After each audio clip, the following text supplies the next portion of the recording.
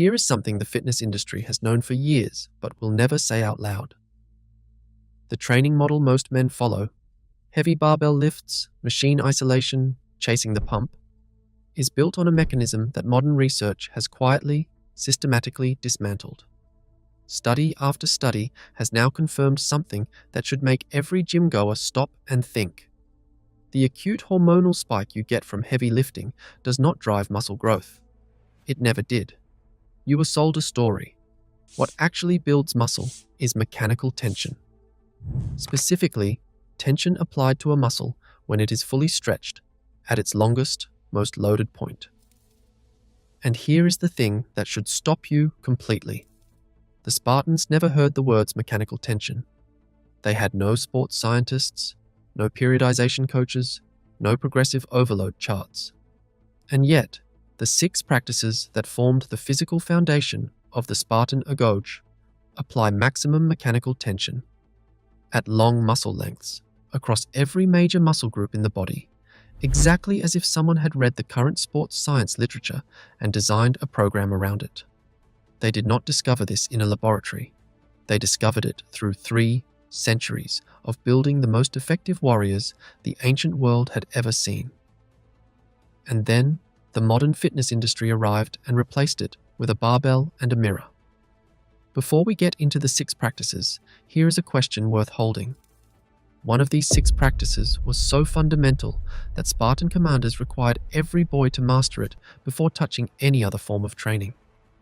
Which one? The answer comes at the end. And when you hear it, it will make complete sense. Before the 6 practices, you need to understand one thing, because it reframes everything that follows. In 2023, a review from McMaster University examined decades of resistance training data and arrived at a conclusion that directly contradicts most of what gym culture teaches. Mechanical tension, the force generated when a muscle contracts against resistance while in a lengthened position, is the primary driver of muscle hypertrophy. Not hormonal spikes, not the pump. Mechanical tension at long muscle length. The evidence is precise. In one landmark study, participants trained one leg for 8 weeks with no measurable change in systemic anabolic hormones. The trained leg still grew 22% in muscle cross-sectional area. The hormone spike never arrived. The muscle grew anyway, because the tension was there. The Spartans had no barbells. But every practice in the agoge, by necessity, by the demands of survival and actual combat, placed their muscles under enormous tension at full, lengthened ranges. 6 practices, 6 mechanisms, each one more effective than the modern alternative it unknowingly replaced. The first practice was called pale, wrestling. Every Spartan male began it at age 7, not occasionally, but daily, for years, before they were permitted to hold a spear. Here is what pale was actually doing to the body. When 2 wrestlers lock into a clinch, arms extended, one man pulling the other's torso, while his own lats, rear deltoids, and biceps are fully stretched under the load of a resisting human body, the mechanical tension at that lengthened position is enormous. The lats are at maximum stretch, while simultaneously contracting at maximum effort. This is precisely the condition that modern hypertrophy research identifies as the most powerful growth stimulus. The muscle, stretched under load, produces the greatest anabolic signal. A 2020 study published in Biomed Research International measured physical adaptations in 130 competitive wrestlers over a training season. Upper body muscle mass increased significantly, not through any isolated exercise, but through the sustained demand of fighting a living, resisting opponent. What made it uniquely effective was that no machine can replicate the variable, full-range, unpredictable resistance of another human body. Every stabilizer fires. Every angle is covered. Every rep is different. Here is how to implement it today. Pull up negatives, lowering yourself over 5 full seconds from the top position to complete extension. If you have access to a grappling class, such as judo, wrestling, or Brazilian jiu-jitsu, go. Nothing else recreates the combination of full body tension under living, unpredictable resistance that Pale provided every day for 23 years. Pale alone would have built an extraordinary upper body. But the Spartans had something that targeted the hanging, gripping, climbing demands of siege and naval combat specifically. And it was even simpler. The second practice was cremesis, hanging and climbing. Ropes, walls, cliff faces. Every Agoj student climbed, not as an accessory movement, but as a daily requirement of training, and eventually of warfare. Here is the science behind why it built the kind of back and shoulder development that most men spend years in a gym trying to recreate. A dead hang places the latissimus dorsi, teres major, rear deltoids, and biceps in their fully lengthened position while bearing the complete load of body weight, that is maximum mechanical tension at maximum muscle length. The exact stimulus the research identifies as most effective for hypertrophy in the upper back complex. The grip demand compounds this. Forearm flexors and the muscles of the hand are under sustained isometric tension throughout the hang. Research from the Journal of Strength and Conditioning. Research has consistently found that grip strength is one of the strongest predictors of overall upper body muscle mass because strong hands allow every other upper body movement to reach its maximum tension. The Spartans built grip through necessity. The result was a foundation that made every other practice more effective. Rope climbing adds the concentric component, the active pull from full hang, to the top, recruiting the same muscles through their complete range of motion under full load. It is, in mechanical terms, a weighted pull-up with an extended eccentric loading phase at the bottom. Here is how to implement it today. Dead hangs, 3 sets of maximum duration. Towel hangs, loop a towel over a bar and grip the ends for an extreme grip and lat challenge. Slow pull-up negatives from the top position to full extension over 5 seconds. The goal at the bottom of every rep is not to relax. It is to hold the stretch under tension for 1 full second before releasing.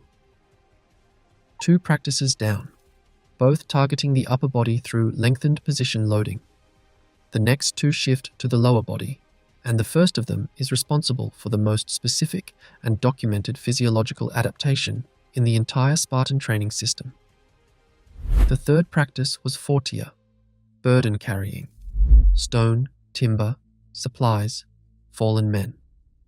If it needed to move, a Spartan moved it. Over distance, over rough ground, for hours at a time. Modern research on loaded carries has identified them as one of the most complete full-body muscular stimuli available to human beings. A farmer's carry with heavy loads taxes the trapezius, lateral deltoids, forearm flexors, core, glutes, and quads simultaneously, all under sustained tension, all through natural human gait. Unlike a deadlift, where the load is set down between reps, the tension in a loaded carry is continuous. The muscles cannot shorten and relax. They stay loaded for the entire duration. The specific benefit for the posterior chain is significant. Training the quads and glutes at long muscle length through deep ranges of movement produces superior hypertrophy compared to shortened range training. Carrying a heavy load over uneven terrain forces deep, unpredictable knee flexion with every uneven step. The muscles are repeatedly pulled into their lengthened positions under load, because the ground was not flat and the stone was not light. Here is how to implement it today. Farmers carries with the heaviest dumbbells or loaded bags you can carry without losing posture for 20 to 30 meters per set. Sandbag carries, bear hugged or carried over one shoulder. Rucking, a loaded backpack at 30 to 40% of your body weight, walked for 30 to 60 minutes over terrain. That is not completely flat. Begin with a weight that challenges you in the first 5 minutes. The discomfort you feel in the traps, forearms, and core is the mechanical tension working. Fortia built the legs and posterior chain that carried a soldier to battle.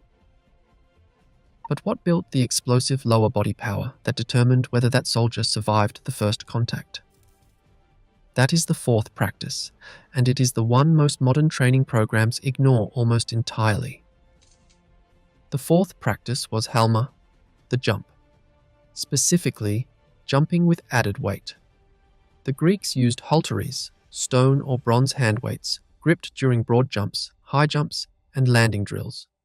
The purpose was combat, leaping a trench, clearing an obstacle, landing on an opponent with maximum force. What Halma was doing physiologically is something the modern fitness world has only recently started to quantify. The critical stimulus is not the jump itself, it is the landing, specifically the moment of catching the body weight, plus the added load at full knee flexion. This is the deepest, most lengthened position the quads, glutes, and hamstrings simultaneously encounter. And it arrives suddenly, under load, with maximum mechanical demand. The rapid stretch shortening cycle, the brief moment of maximum muscle length under peak load just before the explosive concentric contraction, produces unique adaptations in fast twitch muscle fibers that conventional slow lifting cannot replicate. Specifically, it builds what researchers call reactive strength, the ability to absorb force and immediately redirect it as power. This is not an aesthetic quality, it is a functional one, and it is built through exactly the mechanism Halma provided. Here is how to implement it today. Box jumps with a focus on the landing. Step off the box, land in a deep squat position. Hold for 2 seconds before standing. Bulgarian split squats with your rear foot elevated on a bench, lowering slowly over 4 seconds to maximum depth before driving back up. Single leg Romanian deadlifts, hinging at the hip, lowering until you feel maximum hamstring stretch, holding 1 second at the bottom. 3 sets of 8 to 10 per leg. The 4-second descent is not optional. That is where the tension is. 4 practices: upper body, grip, posterior chain, and explosive lower body, all covered. The 2 remaining practices are the most underestimated of all, and the first of them barely involves movement. The 5th practice was not dynamic. It barely moved at all. And that is exactly what made it extraordinary. The aspis, the round Spartan shield, weighed between 7 and 9 kilograms. In phalanx formation, warriors held it extended and braced for sustained periods, often under the direct pressure of an enemy shield wall pushing against them. In training, boys held it in static positions, forward, elevated, angled, for as long as they could maintain it. It was isometric training, sustained, maximal, unforgiving. The research on isometric training for hypertrophy has been consistently underreported in mainstream fitness. Maximal isometric contractions at long muscle length, holding a muscle in its stretched position under load, produced equivalent cross-sectional muscle growth to full dynamic repetitions when total tension time was matched. A more recent Canadian study using MRY to measure muscle cross-section found that isometric holds at the lengthened position produced equal or superior quad. Hypertrophy to standard isotonic training over the same training period. The body does not require movement to grow muscle. It requires tension. Sustained tension held at the lengthened position for sufficient duration produces a hypertrophic stimulus that many dynamic exercises, through their shortened range and brief time under load, simply do not match. The aspis brace loaded the deltoids, trapezius, forearms, and deep core in sustained isometric contraction for extended durations.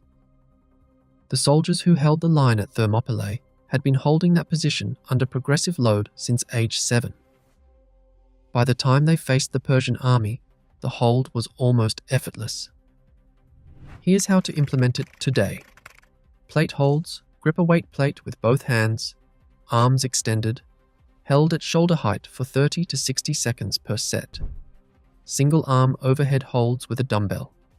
Plank variations with a weight plate on your back. And the wall sit, back flat, thighs parallel, held for as long as form allows. One practice remains, and it is the one that combines everything, static and dynamic, upper body and lower, endurance and explosion, in a single movement system that Spartan boys practiced in full armor. The sixth practice is the most misunderstood of all. Modern historians have categorized the Pyrrhic war dance as cultural performance. Xenophon, writing in the 4th century BC, described it differently. He recorded that the dance was performed in full military kit, armor, shield, weapons, and that it combined deep static holds in combat stance with explosive transitions, strikes, pivots, and direction changes. It was, in his words, specifically designed to condition the body for the unpredictable demands of close-quarters battle. What the Pyrrhic dance was doing mechanically was something that no single modern exercise replicates. The deep combat stance, knees bent, hips low, weight distributed for instant movement in any direction, held for extended periods in full armor, is a sustained isometric load on the quads, glutes, and hip flexors at their maximum lengthened position. Then, the explosive transition, the sudden kick, the pivot, the lunge, recruits the fast twitch fibers. The static hold has preloaded with tension. The combination of isometric pre-tension followed by explosive concentric contraction is now recognized in sports science as one of the most effective methods for building both muscle size and functional power simultaneously. It is called post-activation potentiation. When a muscle is held under isometric tension before an explosive movement, the neuromuscular activation, the number of motor units firing simultaneously, increases significantly. The explosive movement that follows produces more force, recruits more fibers, and generates more mechanical tension than the same movement performed without the preload. The Spartans had been doing this in every session, in full armor, since the age of 7. Here's how to implement it today. Hold the bottom of a bodyweight squat for 20 seconds, then immediately explode into a jump squat. Hold a deep lunge position for 15 seconds, then drive explosively to standing. Wall sit for 30 seconds, then perform 6 explosive jump squats immediately. These combinations directly apply the post-activation potentiation mechanism that the Pyrrhic dance created by necessity. Now, the answer to the question from the beginning. Which single practice did Spartan commanders require every boy to master before any other form of training was permitted? Pale. Wrestling. Because it contained all 5 other practices inside it. The lengthened position upper body tension of chromasis. The full body load management of Fortia. The eccentric landing demands of Halma. The sustained isometric tension of the Aspis brace. The explosive transitions of the Pyrrhic war dance. Wrestling demanded all of them, simultaneously, against a resisting opponent, with immediate consequences for failure. It was not one of 6 practices. It was the environment in which all 6 were tested at once. A boy who could not wrestle was not ready for anything else. 6 practices, 6 mechanisms, all of them applying the one principle that modern research has confirmed drives muscle growth more than anything else. Mechanical tension at the lengthened position, sustained, progressive, and built from functional necessity rather than aesthetic goal. The gym gave you the illusion of science. The Spartans ran the actual experiment, for 3 centuries, on people whose lives depended on the results. If this is the kind of knowledge you come here for, subscribe. There is far more where this came from, and most of it has been sitting in ancient sources for 2,000 years, waiting for the science to catch up. The Greeks built bodies that are still considered the ideal standard of human physique 2,000 years later, and they did it without protein powder, without machines, without pre-workout supplements, and without any of the tools modern fitness culture insists you cannot build muscle without. Those marble statues you see in museums were not fantasy or artistic exaggeration. Archaeological evidence and historical accounts confirm these were documentation of real bodies shaped through training methods that somehow produced results. Modern gyms, with all their advanced equipment, consistently fail to replicate. Modern bodybuilders study Greek sculpture to understand ideal proportions. The golden ratio of shoulder-to-waist measurements comes from Greek athletes, and the V-taper everyone chases originated in ancient gymnasia. So, if their bodies remain the blueprint, why do most modern men struggle to achieve even a fraction of that aesthetic, despite access to infinitely more resources, information, and technology? And here is what makes this even more uncomfortable. Greek strength was not just aesthetic, it was brutally functional, in ways modern gym strength rarely is. These men could sprint in 60 pounds of bronze armor, fight in close combat for hours, wrestle opponents using techniques that would break joints, compete in multi-day athletic festivals without modern recovery protocols, and do all of this consistently throughout their adult lives without the injuries that plague modern athletes. Modern gym bodies often look impressive in controlled lighting, but they collapse when real demands appear, when you need sustained strength, when conditions are not perfect, when something requires more than isolated muscle contraction. So, what made Greek training so effective that it produced both the aesthetic ideal we still chase and the functional capability modern training consistently fails to deliver? And why does their approach remain superior to what fills modern gyms? Before we reveal exactly how they trained and why they did it completely naked, you need to understand what made Greek strength fundamentally different from what modern gyms produce. Greek athletes didn't chase numbers on a barbell or measurements on their biceps. They trained for arete, excellence in all things, a concept combining physical capability, moral virtue, and intellectual development into one unified pursuit. Physical training wasn't separate from becoming a complete human being. It was essential to it. And that training had immediate, serious consequences attached.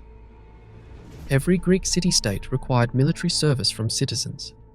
A Spartan hoplite needed genuine capability, sprinting while carrying heavy shields and spears, maintaining formation in chaotic battles, and enduring months-long campaigns with limited food. An Athenian trireme rower powering naval vessels had to generate coordinated power for hours, without modern ergonomic seats or programmed rest periods. Then, there were the athletic competitions.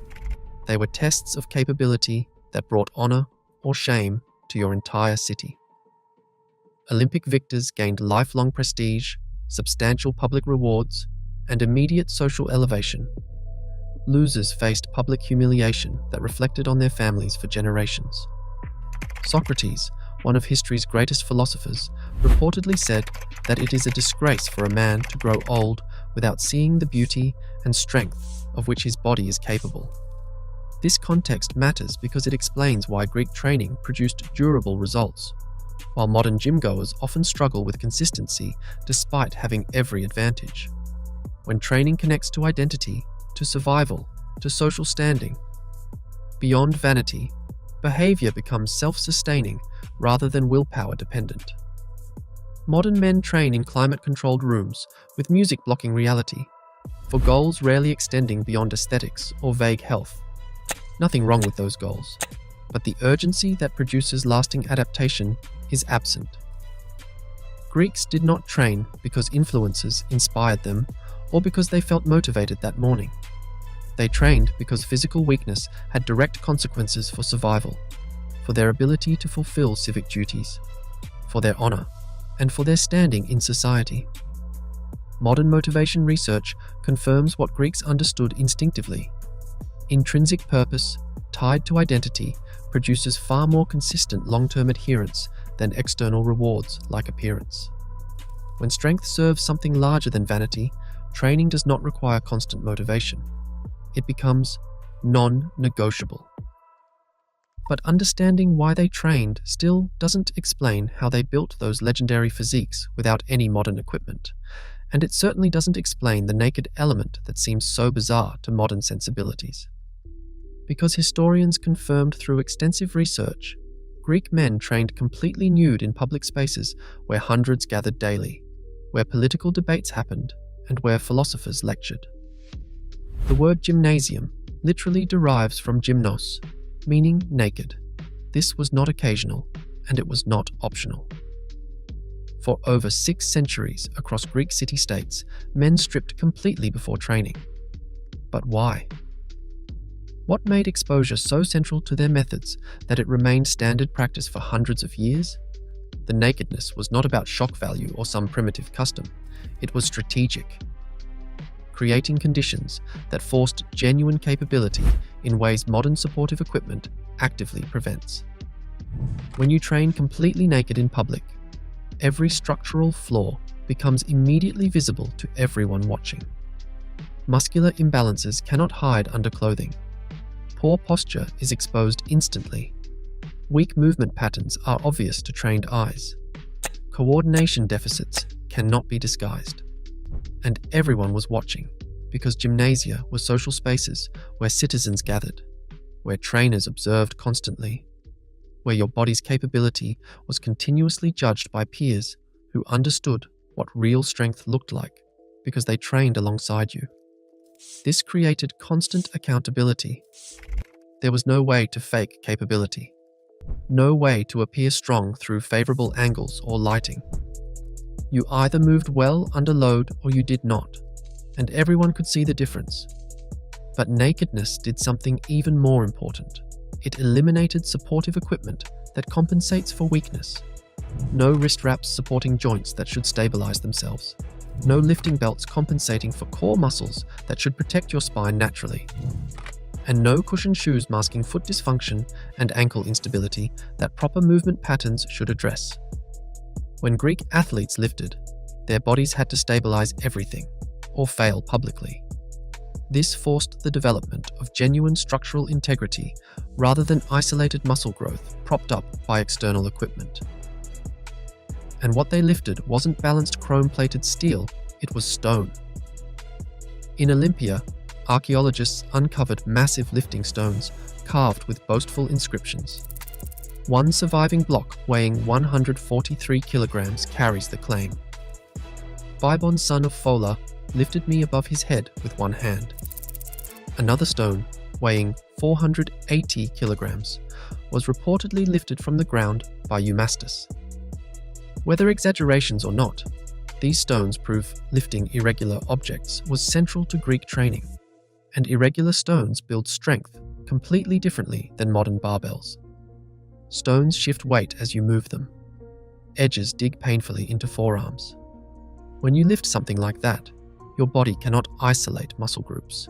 It must stabilize everything simultaneously, or the stone drops. This is what strongman athletes rediscovered and called odd object training. Research confirms unstable loads dramatically increase overall muscle activation and demand far greater coordination than balanced barbells. Compare that to modern strength existing primarily in phone apps. Personal records tracked digitally, physiques enhanced dramatically by dehydration, lighting, angles, filters. You can appear strong in photographs without ever lifting anything that fought back. Greek strength had to function in wrestling competitions, on battlefields facing enemies trying to kill them, in athletic festivals where failure meant public shame before your city, and it had to perform while completely exposed, with nothing to hide behind. But stones and nakedness were only part of their system. The real secret was how they actually moved. Step into a Greek gymnasium at dawn, and what you would witness would confuse every modern trainer who thinks progress requires machines and isolation exercises. No leg press machines, no chest flies, just sand underfoot, stone columns, and naked men moving through drills that looked more like combat than modern fitness. Training did not begin with isolation. It integrated everything simultaneously. Athletes ran barefoot on packed earth or deep sand. That forced every small foot and ankle muscle to stabilize constantly, and it prevented the cushioned heel strike that modern shoes enable, and that destroys joint health over time. They wrestled for hours. Bodies collided unpredictably, adapting constantly to opponents who refused to cooperate with movement plans. They practiced pancration, a brutal combat sport that blended striking and grappling with almost no rules. Matches continued until one fighter surrendered or lost consciousness. Historical accounts describe fights where competitors broke bones, dislocated joints, even killed opponents. This was not sport in the modern sense. It was preparation for genuine life-or-death combat. They leapt holding halteres, curved stone or bronze weights up to 10 pounds each, not for bicep isolation, but to explosively drive long jumps through coordinated hip and arm momentum. Philostratus, writing in the 2nd century AD, documented that some athletes also carried heavy objects and engaged in endurance running, sometimes wrestling with beasts. Wrestling, called pale, formed the training backbone because it simultaneously required hip strength, spinal stability, grip endurance that lasted hours, breath control under exertion, and tactical thinking, all at once. When one man tried unbalancing another, every muscle from toe to fingertip had to fire instantly or he'd hit sand. Plato himself, whose name literally means broad-shouldered, was reportedly a champion wrestler before founding his academy. The connection between physical and intellectual excellence wasn't metaphorical. It was reality. Greeks understood a principle modern gyms deliberately ignore because it is less profitable. Strength isn't maximum force under perfect conditions. It is effective force when conditions actively fight back. That is why they trained on sand instead of smooth floors. Sand absorbs energy and forces smaller stabilizing muscles in feet, ankles, and hips to activate constantly just to maintain position.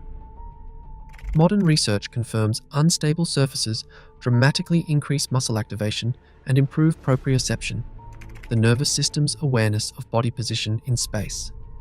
Greek athletes built this adaptation centuries before the science existed.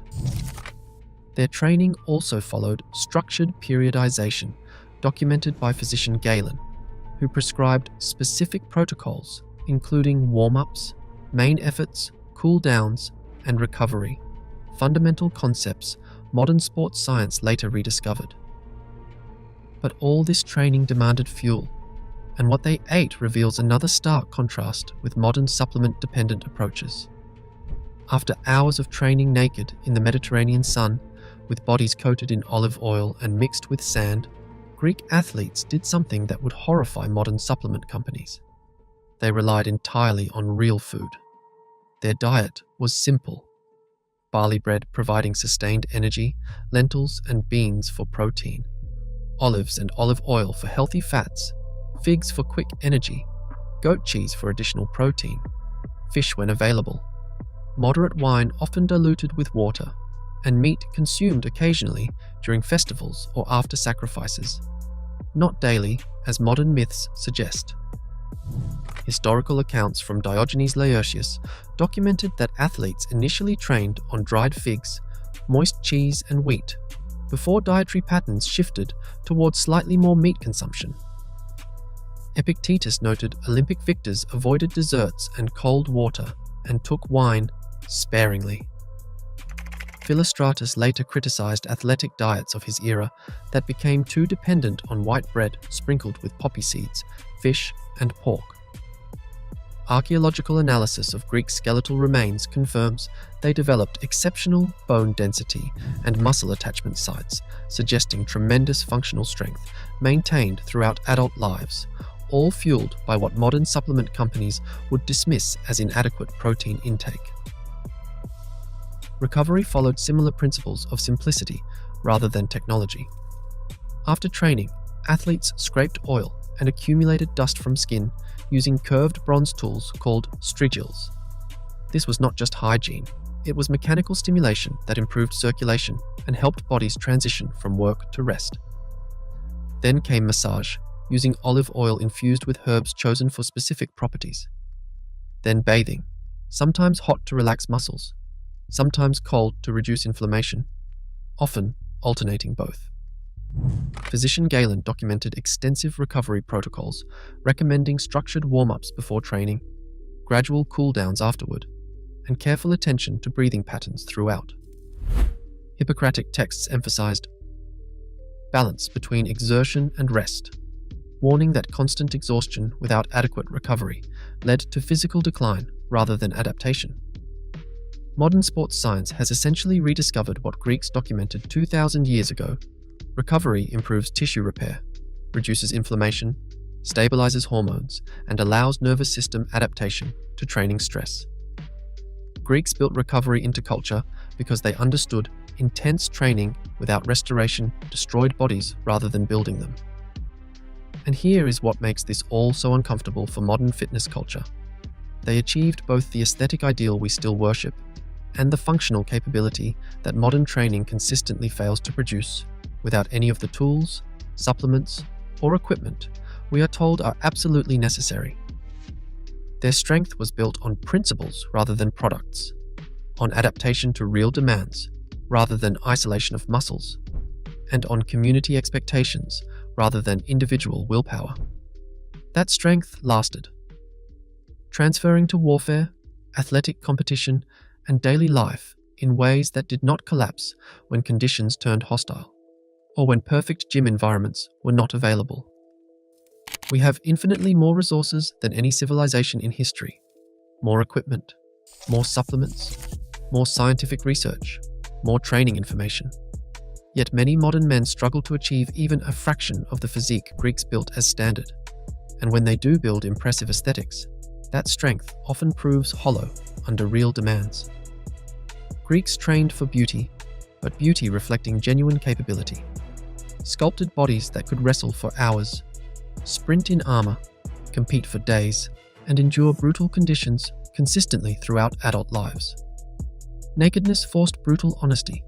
Every weakness was visible. Every fake capability was exposed. That exposure created pressure that produced real adaptation rather than aesthetic illusion. So here is what you can learn immediately. Stop isolating muscles and start training integrated patterns. Lift awkward objects that shift and fight back. Train on unstable surfaces occasionally. Work barefoot sometimes. But most importantly, connect your training to something beyond appearance. If you stripped away mirrors, machines, supportive equipment, and perfect lighting, if you stood naked in sand under open sky with nothing hiding your capability, would your carefully constructed strength still function? Because sometimes the oldest methods expose the newest illusions. Subscribe if you want more uncomfortable truths about what we've lost chasing progress. Picture a man who has trained for 15 years. He knows what he is doing. He warms up. He tracks his lifts. He eats well. He sleeps. By every modern standard, he is doing everything right. And one Tuesday morning, he reaches down to pull a deadlift he has pulled 100 times before, and something tears. It is not a muscle or a minor strain. Instead, it is a tendon. The kind of injury that puts you on a table, requires surgery, and takes 6 months of rehab before you can train properly again. And the worst part? His doctor tells him it was not really the lift that did it. It had been building for years. Here is a fact that most people who train never hear. Muscle tissue, under the right stimulus, shows measurable structural change in as little as 8 days. 8 days. You can feel it working within a week. But tendons, the thick cables of collagen that connect every muscle in your body to every bone, take a minimum of 8 to 12 weeks to begin showing structural adaptation. Sometimes longer. That gap is the problem. When you train hard, your muscles get stronger faster than your tendons can keep up. And for the first few years of training, you never notice, because the tendons you have are strong enough to handle the loads your muscles are producing. But somewhere around your mid-30s, that gap starts to show. Your muscles have been outpacing your connective tissue for a decade, and one day, on a perfectly ordinary lift, the bill comes due. This is not rare. Achilles tears, patella tendon ruptures, bicep tendon detachments. These injuries cluster heavily in men between 35 and 50 who have trained consistently for years. And they are not beginners. They are people who know how to train, but people who just trained the wrong thing. Now here is where the Greeks come in. Because this problem, muscles outpacing tendons, was essentially absent in elite Greek athletes. Men like Milo of Croton wrestled competitively for 24 years without a career-ending injury. Leonidas of Rhodes won sprinting events at 36 years old. These men were producing enormous amounts of force in physically demanding competition across decades, and their connective tissue held up. The Greeks had 4 specific habits woven into their daily training that directly targeted the tendons, the connective tissue, and the fascial system underneath the muscle. And each one of those habits is backed by modern sports science in ways that should make you look at your current training very differently. If you train, and you want to still be training in 10, 15, 20 years without your body falling apart, this is the most useful thing you will watch this week. The first habit starts not with a weight and not with a machine. It starts under their feet. Think about the last time you trained. The floor underneath you was almost certainly flat, rubber, and completely stable. It was engineered that way on purpose, to remove variables, protect joints, and keep everything predictable. That stability feels safe, and for your muscles, it mostly is. But for your tendons, it is one of the quietest problems in modern training. The Greeks accidentally solved this problem before it could begin. Not with a special exercise, but with the ground they trained on, because they trained on sand. Every gymnasium in ancient Greece, the palaestra where athletes trained daily, had a designated sand pit called the scamma. Athletes ran in it, jumped in it, wrestled in it, and performed their loaded exercises in it. They were barefoot, always. No sandals, no shoes, nothing between the sole of the foot and the shifting, unpredictable surface underneath. And here is why that matters far more than it sounds.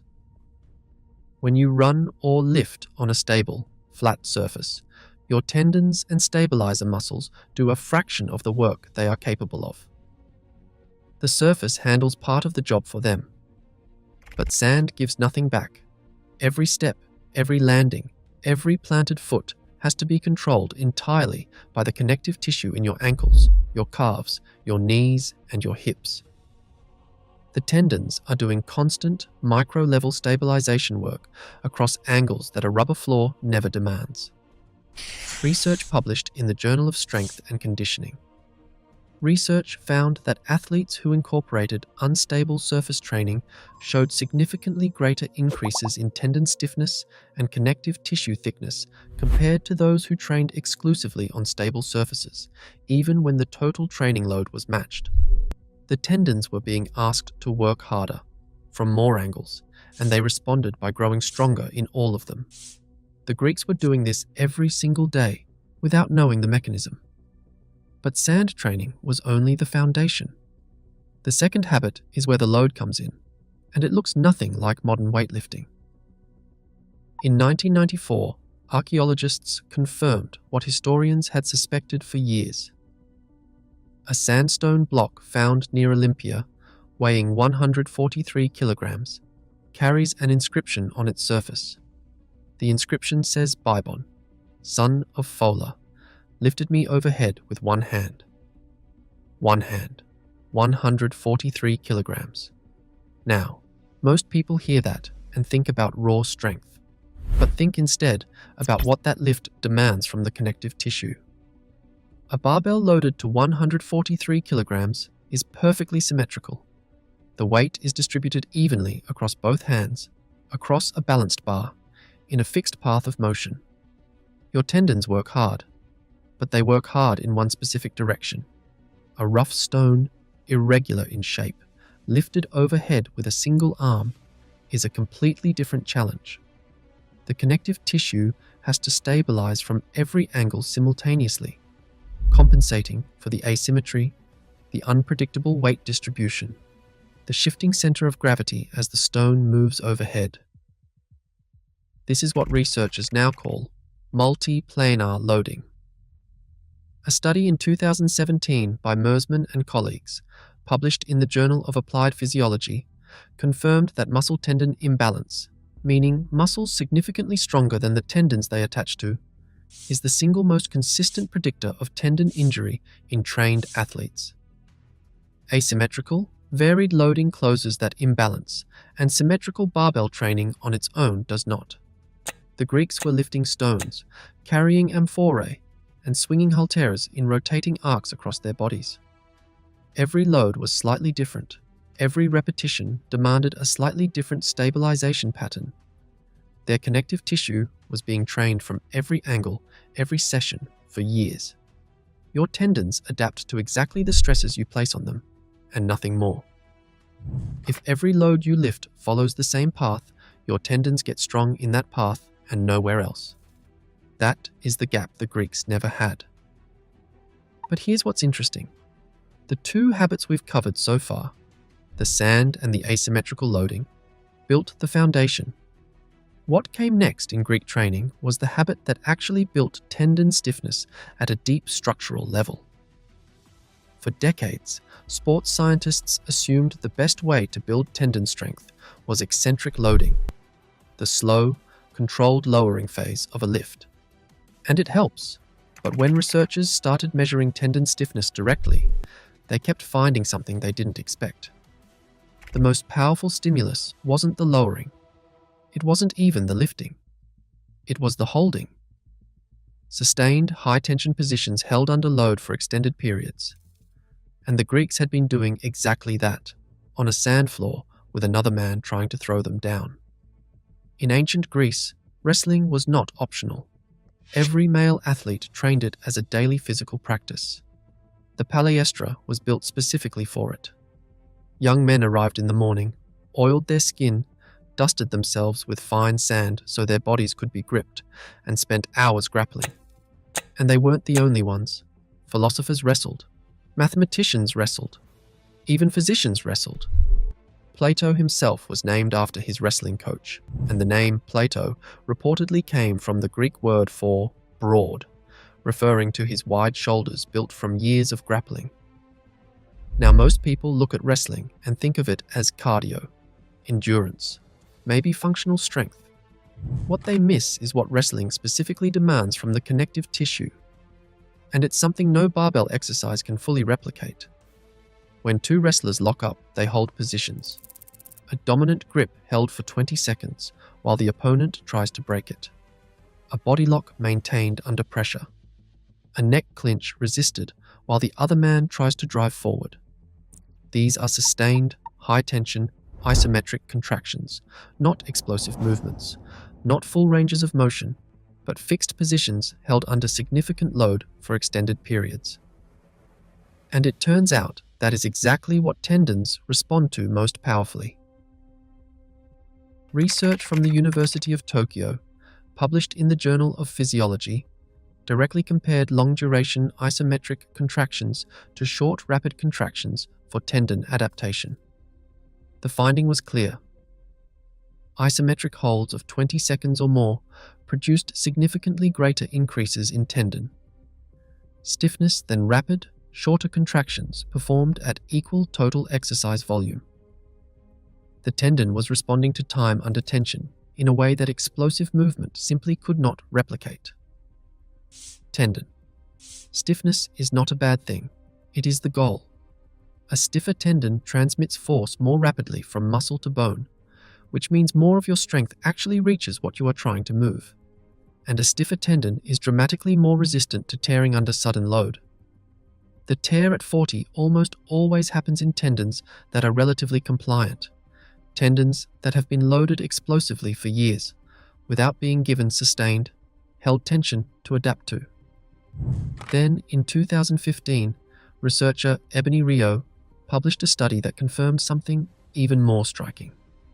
5 sets of 45-second isometric holds performed at 70% of maximum voluntary contraction reduced tendon pain significantly and did something that pain medication cannot do.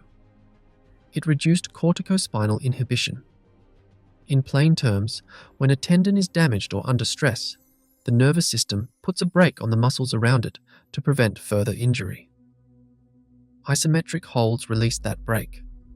The tendon started functioning properly again because the nervous system had been retrained to trust it.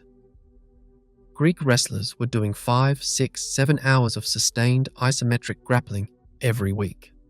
Their tendons were being loaded in exactly the way modern research says is most effective for building stiffness, thickness, and resilience. And here is what should concern you. Almost no modern training program includes deliberate long-duration isometric holds. Most gym programs are built around concentric and eccentric movements, the push and the pull. The held position is either ignored or treated as a brief pause between repetitions. The Greeks held positions that would make most trained athletes today tap out within 30 seconds. And their tendons were, quite literally, built differently as a result. But the habit that might surprise you most is the one that happened after every single session. It is the reason Greek athletes could sustain that training load across decades without breaking down. After training, every Greek athlete performed the same ritual. They stood in the late afternoon sun, skin covered in olive oil and dust, and drew a curved bronze blade slowly across their body from shoulder to ankle. The tool was called a strigel. It scraped away the oil, the sweat, and the sand from the scammer, and historians assumed for centuries that this was simply how Greeks cleaned themselves before bathing. But apparently, it was not only that. A study published in 2010 by Nomikos and colleagues, examining the physiological effects of the strigel technique and olive oil application on soft tissue, found something that reframes the entire ritual. The combination of oil and sustained mechanical pressure applied along muscle and tendon lines is a direct form of fascial manipulation. The fascia, the dense fibrous connective tissue that wraps around every muscle, every tendon, and every organ in your body, is an active part of the movement system. When it becomes restricted through repeated loading without maintenance, it limits how efficiently tendons can glide and transmit force. More critically, tendons have one of the lowest blood supplies of any tissue in the body. That is why they heal so slowly when injured. That is why they take months to adapt when trained. And that is why anything that increases blood flow to tendon tissue, even temporarily, has a meaningful effect on recovery and long-term resilience. The daily strigel ritual did exactly that. Mechanical pressure applied consistently increased localized circulation to the connective tissue. The olive oil reduced friction on the fascia, allowing it to glide more freely. This was not done occasionally or when something hurt. It happened every single day as a non-negotiable part of the training process. In this way, the Greeks were essentially preventing injuries by maintaining the fascial system before it had a chance to restrict. So what does all of this mean for you today? You do not need a sandpit or a 143-kilogram boulder, but you do need the principles, because the principles are what the biology actually responds to. The first habit is to introduce unstable surface work. Barefoot training on grass, sand, or an uneven surface for even 15 minutes before your regular session begins helps rebuild the connective tissue adaptation that flat rubber floors suppress. Your ankles, your calves, your knees, everything from the foot up starts doing real stabilization work again. The second habit is to add asymmetrical loading. One arm carries, single arm pressing, uneven grip work. Load your connective tissue from angles it has not been trained in. The gap between your muscle strength and your tendon strength closes when the tendons are forced to work across multiple planes, not just one. The third habit is to hold positions. After your main lifts, hold the hardest part of the movement for 20 to 45 seconds. A wall sit, an isometric deadlift pull against pins, a static lunge hold. Time under sustained tension is the most direct stimulus for tendon stiffness, and most training programs contain almost none of it. Isometrics are especially potent. The fourth habit is to maintain the fascia. 10 minutes of targeted soft tissue work after every session with a foam roller, a massage ball, or genuine manual pressure along the lines of your major tendons. Not aggressive stretching. Slow, sustained pressure that increases blood flow to tissue that barely gets any. These 4 habits did not give Greek athletes extraordinary genetics. They gave them connective tissue that could actually handle the demands being placed on it, for decades, not just years. The tear at 40 is not inevitable. It is the result of training that builds one thing while quietly neglecting another. The Greeks built both at the same time, every session, without ever separating them. That is a habit worth taking from them. If this video shifted how you think about training, there is one more thing worth your time. I put together a guide that goes much deeper than any single video can. It is about what is quietly happening to the modern male body, including testosterone, energy, and drive, and the 5 areas of daily life that research consistently shows are the levers that fix it. Nutrition, sleep, movement, recovery, and mindset. The link is in the description. If you have watched this far, it was written for you. Picture this: ancient Greece, 530 BC. A young wrestler steps onto the sand at Olympia and locks eyes with the man across from him. His name is Milo. He is from Croton, a Greek colony in southern Italy, but he trained using Greek principles in the Greek tradition and competed in the Greek Olympic Games. And he has not lost a competitive wrestling match in over a decade. He wins this one too. Then he comes back 4 years later and wins again. Then again. 6 Olympic titles in total. Historians who study his record have called him the most dominant athlete in all of ancient history. And here is the part that should make every modern gym goer stop and think. Milo trained every single day. Now, if you have spent any time in a gym or read anything about fitness in the last 20 years, you know what the standard advice sounds like. Rest days are non-negotiable. Skip them and you will overtrain. Skip them long enough and your body will break down. Your joints will ache, your strength will plateau, and your progress will stall. So how did a man who trained daily for over 2 decades become the most unbeatable athlete the ancient world ever produced? The comfortable answer is genetics. And that answer is convenient, because it means you do not have to think too hard about what Milo was actually doing. But when historians went back to the original Greek texts, they found something that did not sit right with that explanation. Milo was not grinding himself into the ground every day. What he was doing was something far more calculated. And in some very specific ways, far smarter than anything most modern gyms teach. His rest days looked nothing like yours, and that single difference between how the Greeks rested and how we rest today might be the most overlooked reason why so many people hit a wall with their training and can never quite figure out why.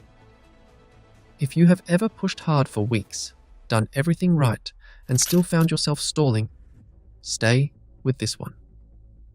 Because what the Greeks understood about rest and recovery will make a lot of things click into place. Around 200 AD, a Greek physician and sports scientist named Philostratus sat down and wrote one of the oldest sports coaching texts ever discovered. It was called Concerning Gymnastics. Buried inside it was a description of a 4-day training cycle that Greek athletes had already been using for centuries before he put it into words. He called it the tetrad. When you read his description of it, even in translation, even 2,000 years later, it is immediately obvious that this was not guesswork. This was a precisely engineered system, built around a deep understanding of how the human body absorbs stress, recovers from it, and comes back stronger. Philostratus described it simply. The first day prepares the athlete. The second is an all-out trial. The third is relaxation. And the fourth is a middle condition. Now, here is where most people get confused, and it is important we clear this up right now. When Philostratus said relaxation, he did not mean lying down, doing nothing, waiting for recovery to happen passively. This is the critical distinction that separates the Greek system from modern fitness culture. The Greeks understood something we have forgotten. Relaxation is not the absence of movement. Relaxation is intelligent, purposeful movement at low intensity. Let me break down each day, because the detail inside each day is where everything interesting lives. Day 1 is not a warm-up, in the way we think of it. Instead, it is a series of short, explosive, high-intensity bursts performed just long enough to fully wake the body up and then deliberately stopped before fatigue has a chance to build. The goal here is priming. You are switching the nervous system on, telling your muscles what is coming, and preparing the body to perform at its absolute ceiling the following day. Then comes the hard day. Maximum effort, heavy loads, everything the athlete had. This is the day where strength is actually built, where the body is pushed past what it is comfortable with, forced to adapt, forced to grow. Because day 1 has properly primed the system, the athlete arrives at day 2, fully switched on and capable of producing more output than they could without that preparation. Next is the day that separates the Greek system from almost everything modern fitness culture does. Day 3 is called relaxation, but let me be absolutely clear. This is not lying on a couch. This is not doing nothing. The Greeks did not rest passively. They moved, slowly, deliberately, at low intensity. Walking, stretching, light wrestling drills, massage, gentle activity designed specifically to keep blood moving through the muscles that day 2 had worked hard. This is active recovery. The Greek physician Galen documented these recovery practices in detail. He understood something crucial. The body does not recover faster by stopping completely. It recovers faster by staying in gentle motion. The waste products from hard training, lactate, hydrogen ions, metabolic byproducts are cleared out faster when blood is actively circulating through the muscles. The last day means moderate effort, neither easy nor hard. Things like technique work, skill refinement, and conditioning at a manageable pace. The body is not fully recovered from day 2 yet, but it is no longer fragile. Day 4 builds the work capacity that makes day 2 harder and harder over time, without the risk of breaking down. And then the cycle begins again. But here is what I have not told you yet. The reason the tetrad actually worked, and why modern science has spent decades quietly confirming what the Greeks already knew.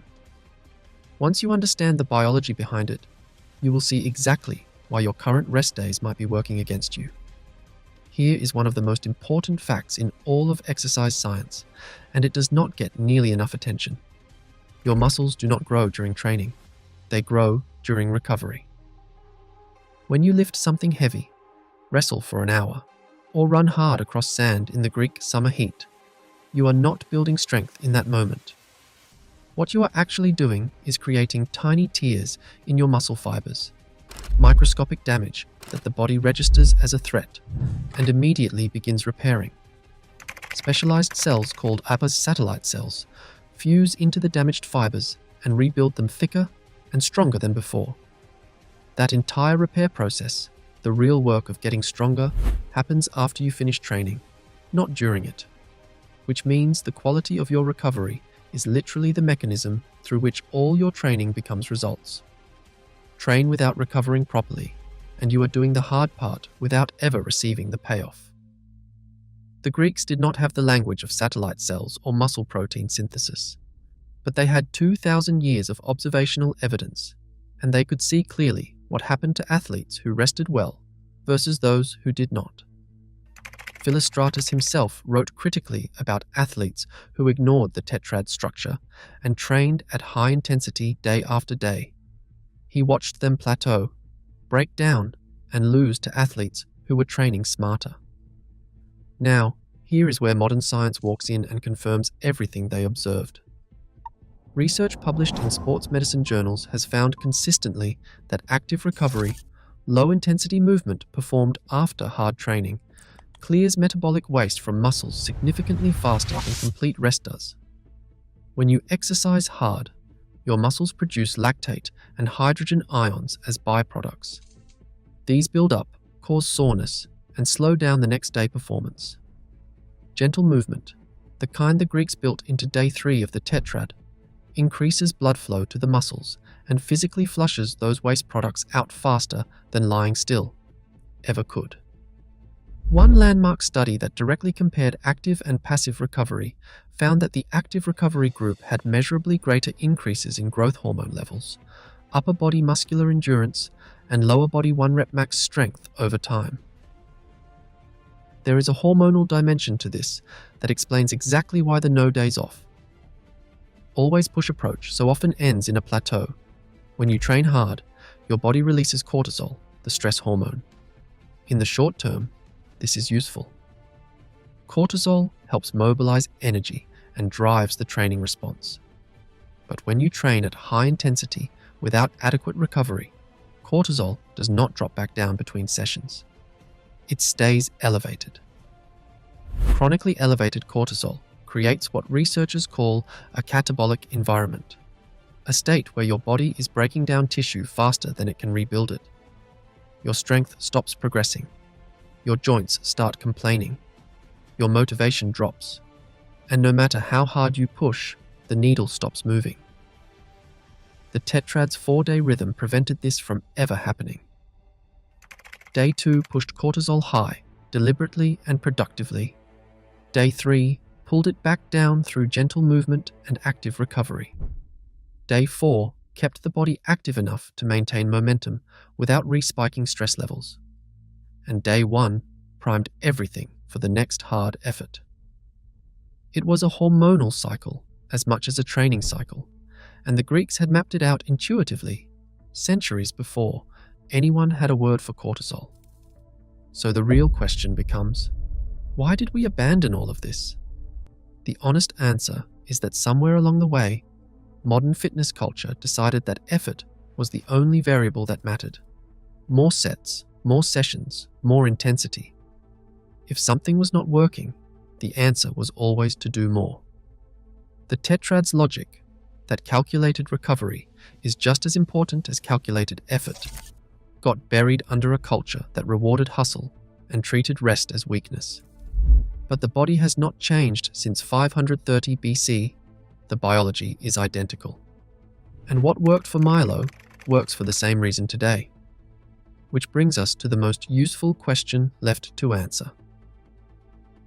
What does actually implementing this look like for someone training in the modern world without a Greek gymnasium or a wrestling pit in their back garden? Think about how most people train today. On Monday, they push hard. On Tuesday, they push hard again on different muscles. On Wednesday, they might take a rest day, meaning they do absolutely nothing. On Thursday, they are back in the gym, pushing hard. On Friday, hard again. On Saturday, maybe something light. On Sunday, full rest. And the cycle repeats, week after week, with no real structure underneath it. On the surface, that looks disciplined. 6 days of training, rest when needed, keep showing up. But when you map it against what the Greeks understood, something becomes obvious immediately. There is no rhythm. The hard days and the easy days are distributed arbitrarily, based on how sore someone feels or what muscle group they have not hit yet, not based on where the body actually is in its recovery cycle. The rest days are completely passive, which means they are slower at clearing the metabolic waste from the hard days.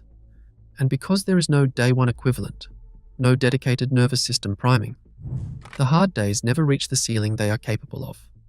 The body is either being pushed or it is stopped. There is no calculated middle ground, no bridge, no prime. A 2022 analysis of 17 studies found no significant difference in muscle development between people training 3 days per week versus 6 days per week, when the total training volume was matched. It was not the number of sessions that determined results. It was the quality of each session and the recovery between them. The Greeks already knew this. Here is what a modern version of the tetrad actually looks like, and before you assume this requires overhauling your entire life, it does not. The principles are simple. The adjustment is smaller than you think. Your day 1 equivalent is 20 minutes of short, explosive work before anything else. Jump squats, broad jumps, box jumps, short sprint bursts. You are switching your nervous system on, not wearing it out. The Greeks called this preparation, and that word is exact. Your day 2 equivalent is your hardest training session of the week. Heavy compound lifts, such as squats, deadlifts, presses, and carries, performed with maximum effort. This is the day you go to your ceiling, because days 1 and 3 structurally support it. Do not split your effort across 5 hard days. Concentrate it. The Greeks understood that one true all-out session, properly supported, builds more than 5 moderate ones spread across a week. Your day 3 equivalent is your rest day, but you are not sitting still. You are walking for 20 to 30 minutes. You are stretching. You are doing light movement that keeps blood circulating through the muscles that day 2 worked hard. This change is the single biggest improvement most people can make immediately. Treat rest as intentional recovery.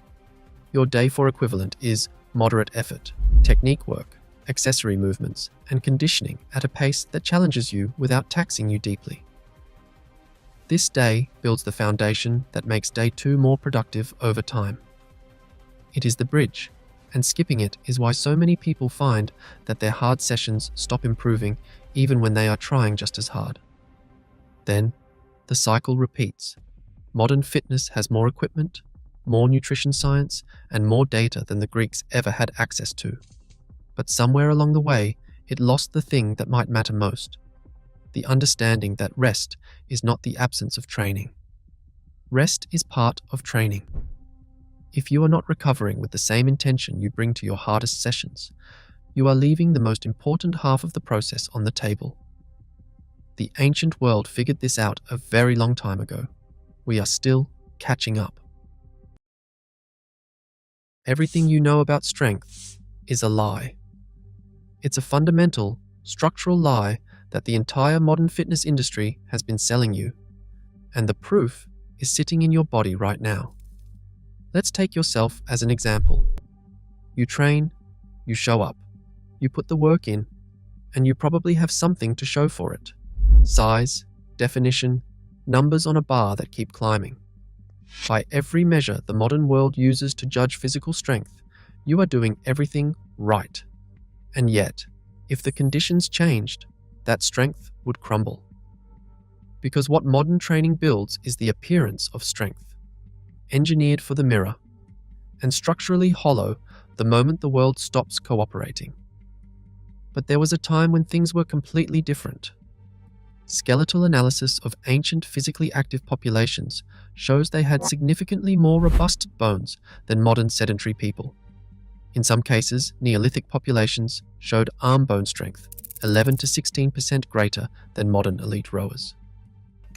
And the Pancratists, Greece's most feared combat athletes, trained in ways that would have pushed bone adaptation, tendon development, and structural integrity even further.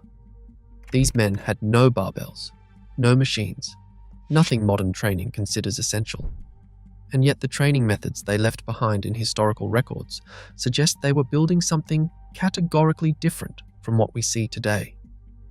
Built at a level modern strength training has never reached, and never even tries to reach. That finding should challenge you, because it means the gap is not about effort. The gap is about what the effort is building, and what it is quietly leaving behind every single session. There are 5 habits that produced what those ancient bodies showed. 5 specific practices the Pancratists built their entire preparation around. Modern training will never tell you about any of these habits, because modern training was not built to make you structurally unbreakable. It was built to produce aesthetic volume at the expense of biological integrity. Today, that changes. Here are the 5 forgotten habits that built the kind of strength that doesn't care whether anyone is watching, and exactly what you need to do to start building it. The first habit doesn't start with building bigger muscles. It starts with making the strength you already have actually usable. And the proof comes from a man who weaponized something most people never train at all. His name was Sostratos. Between 364 and 356 BCE, He won 3 consecutive Olympic titles in pankration, Greece's most brutal combat sport. He wasn't the biggest competitor. He had one physical advantage that made him nearly unbeatable: his grip. The moment a bout began, he would seize his opponent's fingers and bend them backwards. He would hold the position, applying constant crushing pressure until the fingers broke or the opponent submitted. This worked because of something most modern training completely ignores: his tendons. When Sostratos gripped his opponent's fingers, the muscles in his forearms generated force. But that force did not go directly from muscle to bone. It traveled through the tendons first, the connective tissue that attaches muscle to bone.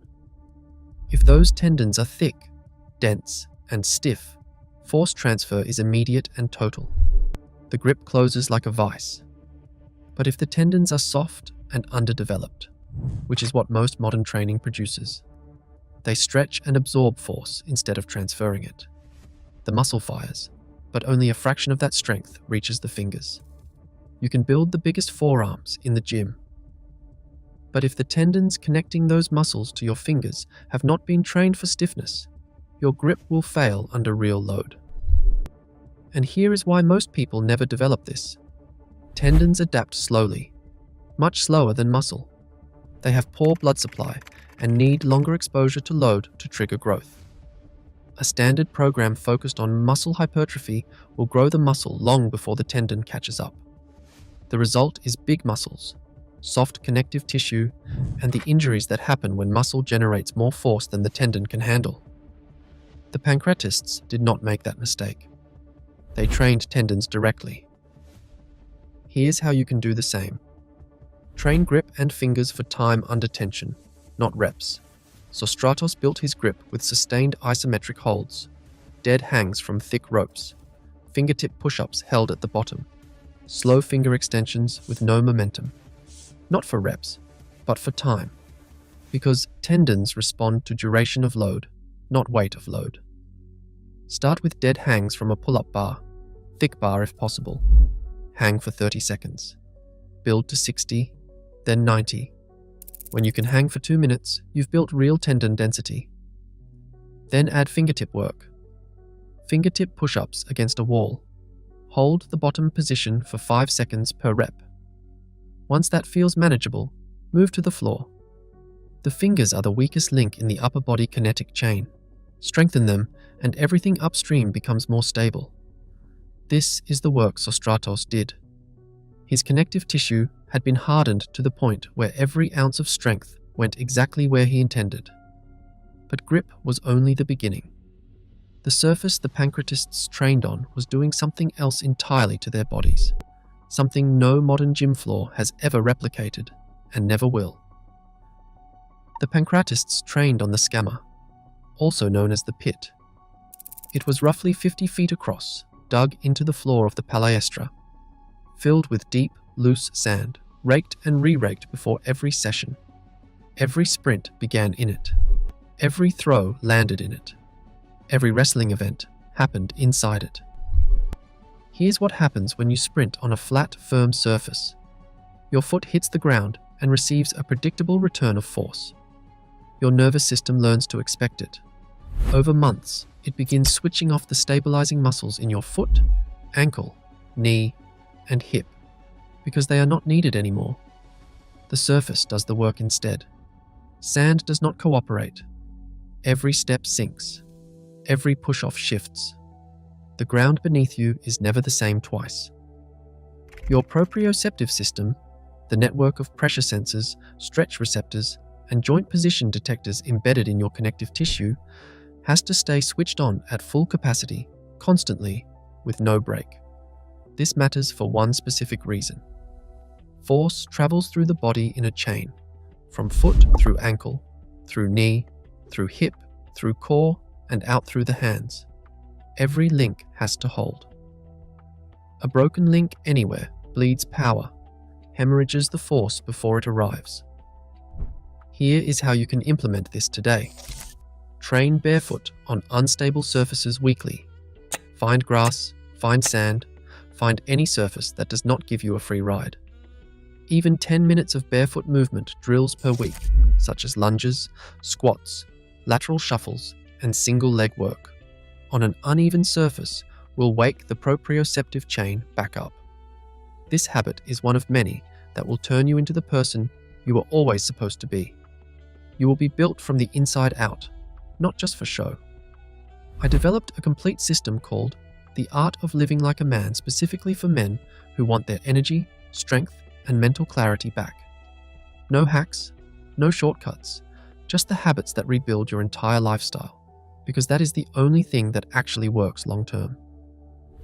The full protocols with the science behind them are in the link in the description. Now let's move on to the next habit. Sand trained the foundation.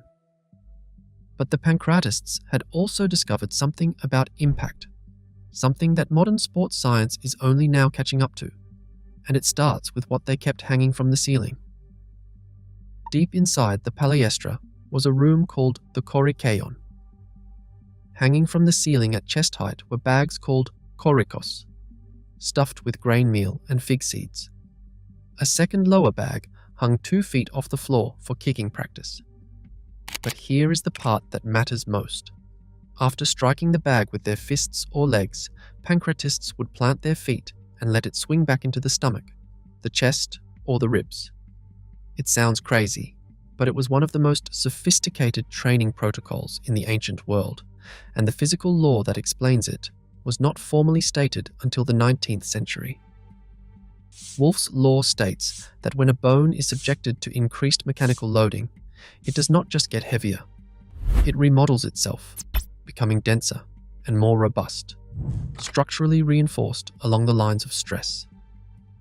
Impact loading, the kind generated by repeated collision, repeated contact, a heavy object striking the body with force, is one of the most potent triggers of this remodeling process. Modern training almost never generates it. Here is how to implement it today. Include controlled impact, loading in your training. Gym machines move in guided arcs. Padded floors absorb every landing. Foam rollers, cushioned benches, rubber mats. The entire design philosophy of the modern gym is built around eliminating impact.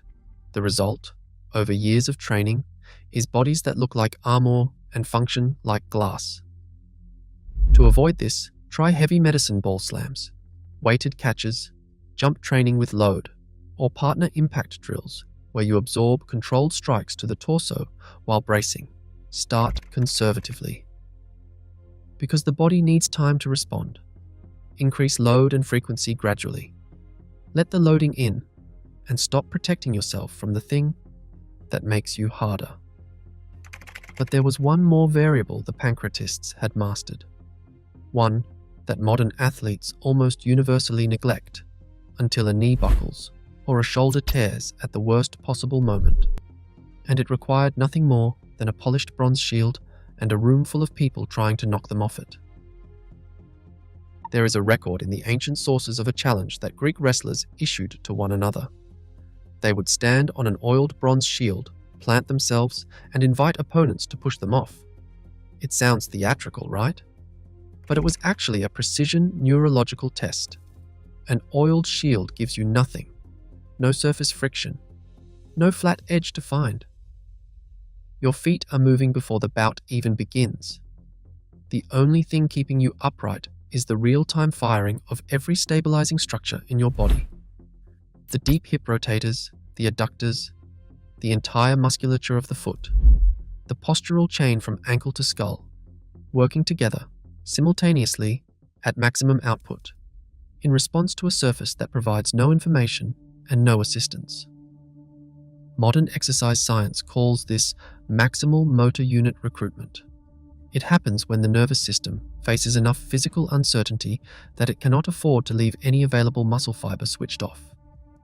In stable, predictable training environments, a flat bench, a fixed barbell path, a cable stack, the nervous system is comfortable because it uses what it needs. But comfort is not adaptation. To implement the fourth habit, include unilateral and unstable loading on a weekly basis.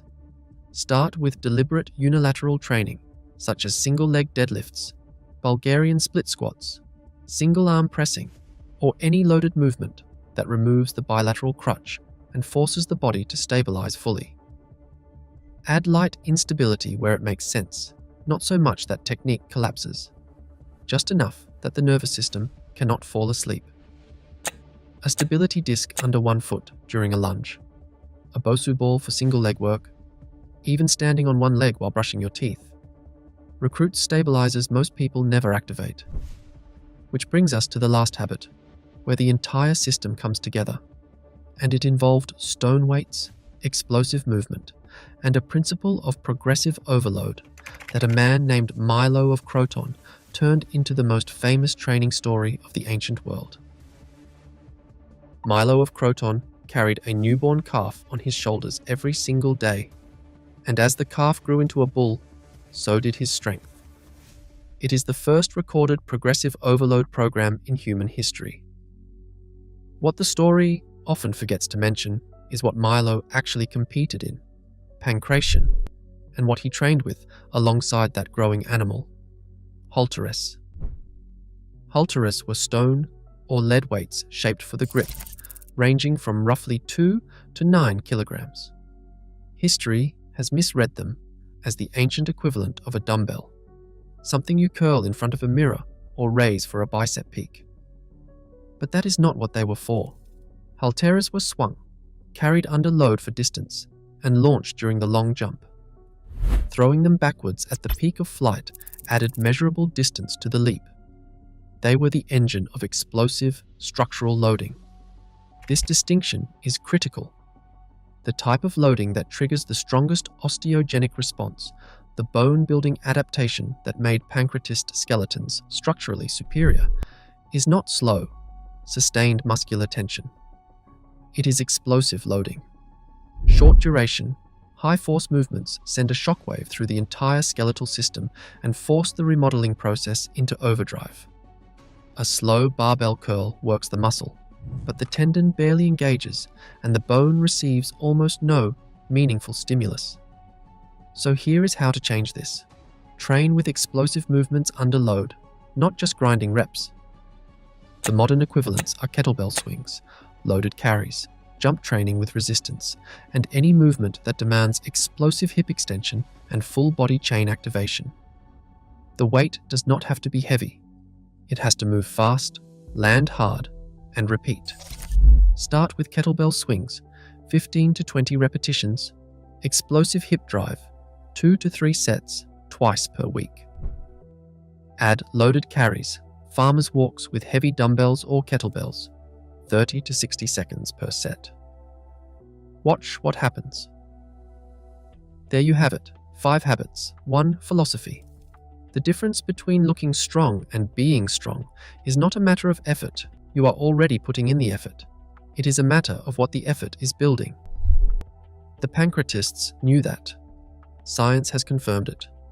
The question is whether you are ready to train like it matters. These 5 habits are the movement pillar. They only work when the other 4 pillars are in place: nutrition, sleep, recovery, and a mind sharp enough to stay consistent when it is hard. That is what the art of living like a man was built for. The complete operating system for men who want their strength, energy, and clarity back. Link in the description. Picture Olympia. The stadium is packed. The crowd is loud.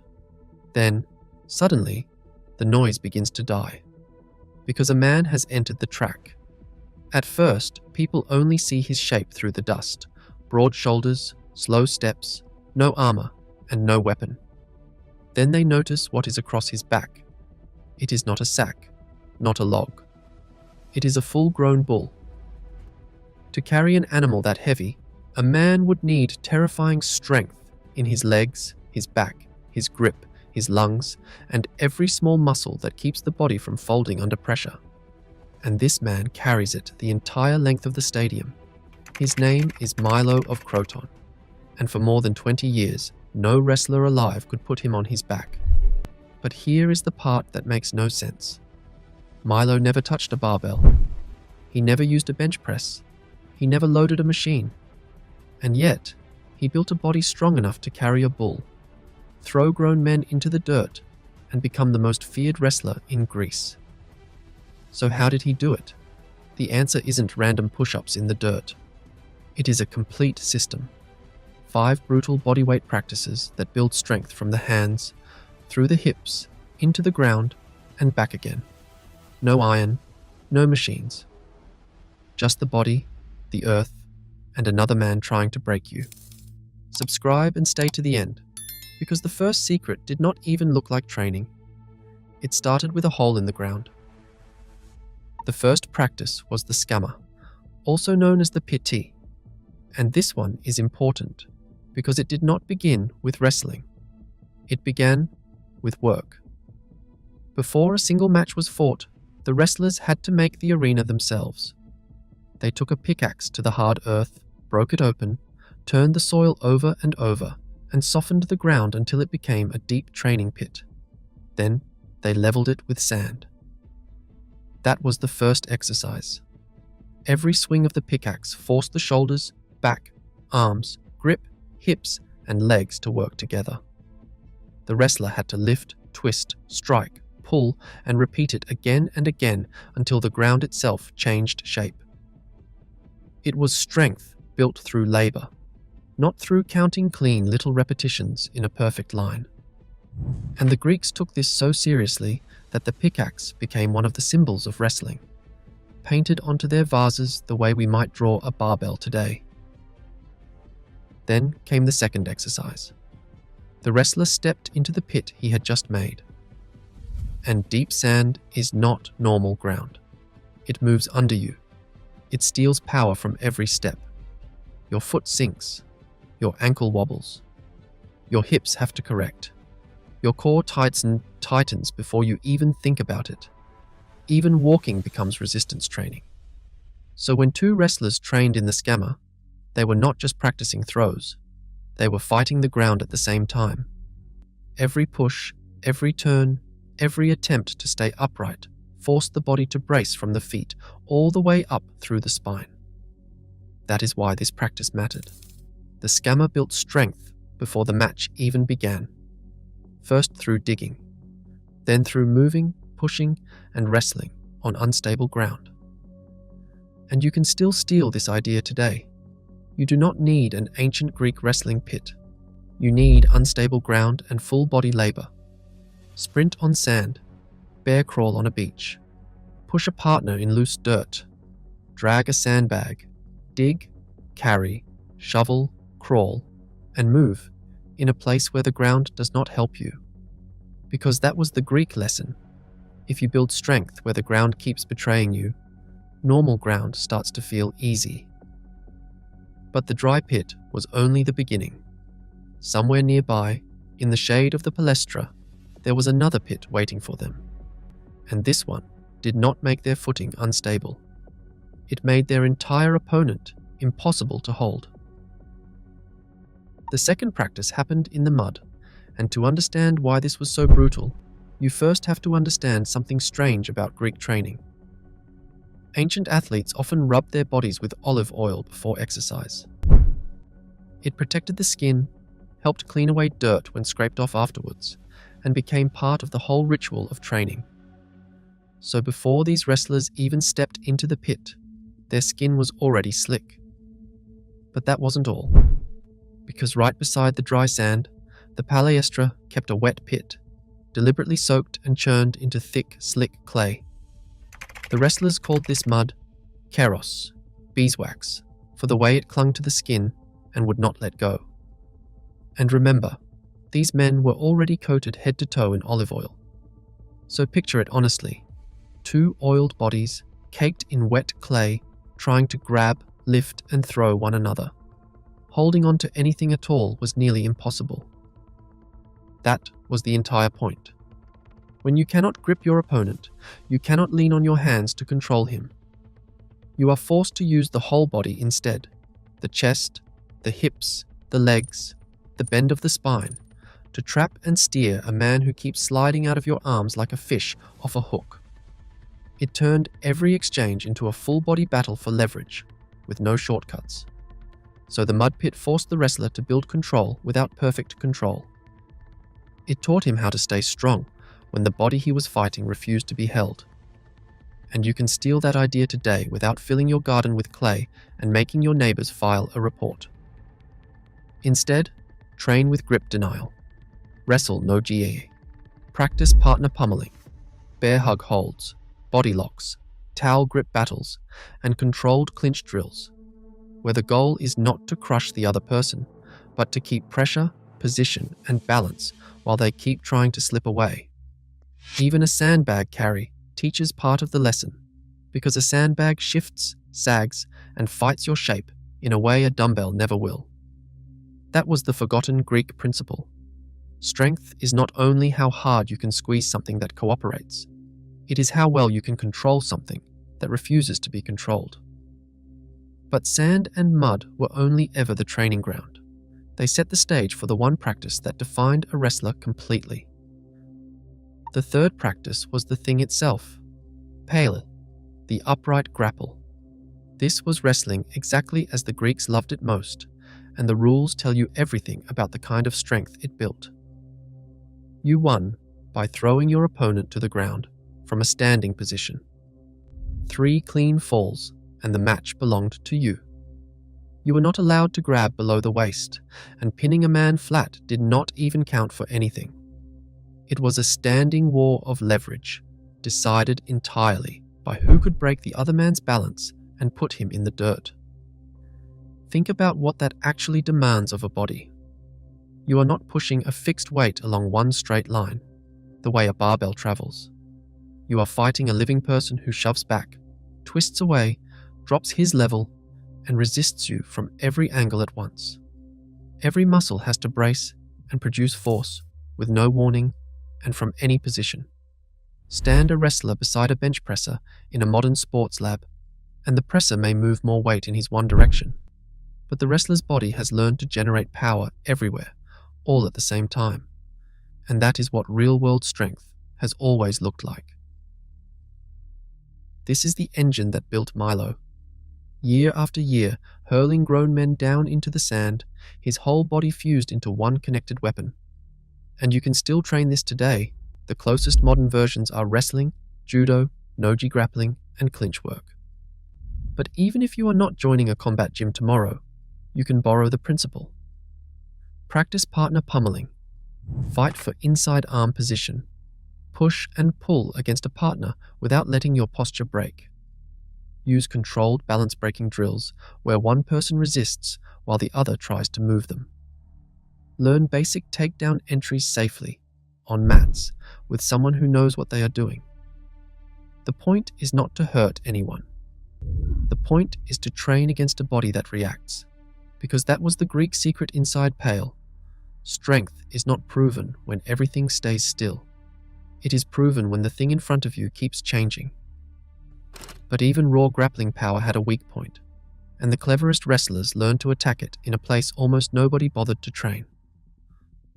The fourth practice was the war of the hands, and the practice itself was exactly that, hand fighting. Before two wrestlers ever locked their bodies together, they squared off and fought at the fingertips, hand against hand, wrist against wrist, each man straining to break the other's grip and win control before the real bout had even begun. The Greeks called it akrochairismos.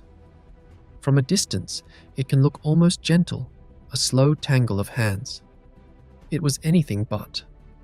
This is where a wrestler built a crushing grip, forearms like rope and tendons like cable, the hidden strength that quietly decides who controls whom the instant two bodies meet.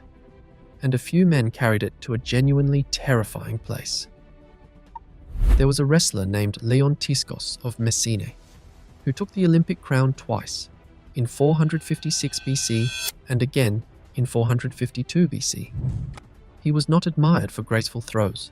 He won by seizing his opponent's fingers and bending them straight back until they snapped. His rivals would rather surrender than have their hands destroyed. The Greeks had actually outlawed finger breaking a full century before he competed, and the judges could legally flog you for it. and Leontiskos still won 2 Olympic titles doing exactly that. They nicknamed him the Fingertip Man. That alone tells you how deeply the Greeks understood the grip. The strongest body in the world is worthless if it cannot hold on, because the hands are where all that strength is finally delivered.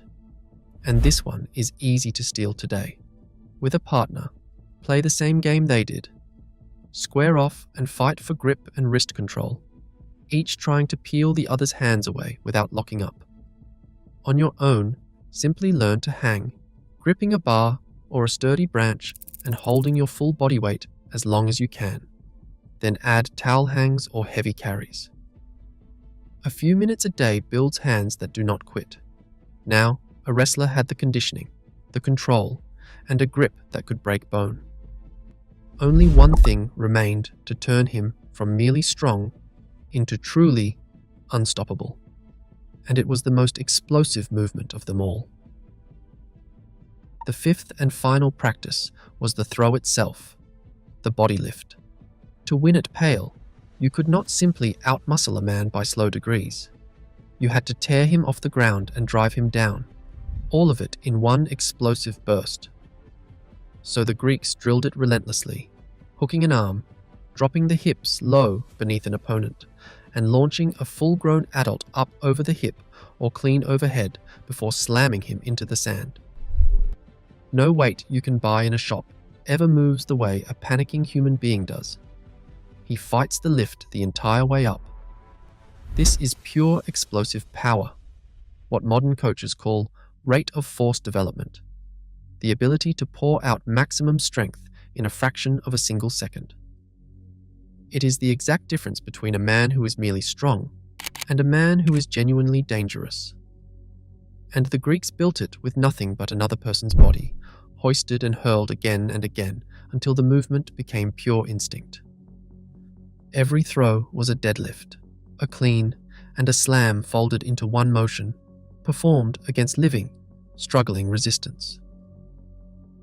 You can train this today even if you never throw a single soul. With a partner and a soft mat, drill lifting and carrying each other. Then add slow, controlled throws.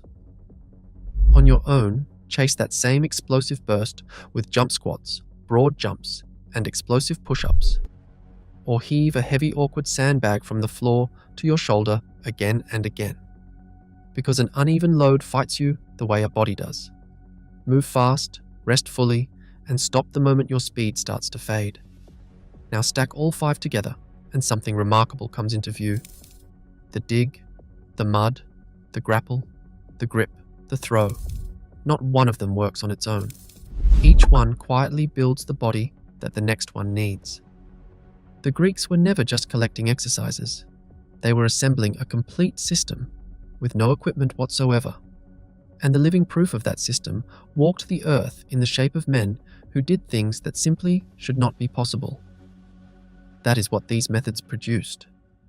Not a man who could shift a heavy bar along a straight line, but a man whose entire body had become a single explosive instrument, strong in every direction, against anything that dared to move. They had none of the equipment you can walk in and use today. No machines, no dumbbells, no apps counting your reps. Only their own bodies, the bare earth, and the will to use both. So, with an entire world of iron sitting at your fingertips, what exactly is your excuse? The ancient way exists to recover what was lost, the simple, brutal methods that built the strongest people who ever lived. If this changed the way you see strength, then you already know what to do.